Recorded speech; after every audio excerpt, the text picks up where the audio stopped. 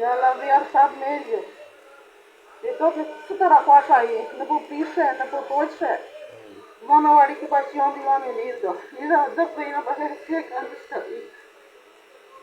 Dah kelikom gun serta nasti, setelah dah puasa ini dah puasa tu. Maksudnya pasal ini kali nak kau dah perang salib, zat salib der kau. Lepas sih saya. Lepas sih, nabu puasa, nabu pisah, itu nasi kan nasti. Bismillahirrahmanirrahim. قدرمنې دغه خبره چې تاسو ورودلې دا د ارشد خان مهر دو ارشد خان سکتا پرین تحریک ولدای چکړه دا و د فیسبوک باندې چې کوم پوسټینه کړی دی اطلاعات مطابق چې د په اف سی سی ډیپټي وا خو ډیپټي اس پریش یدو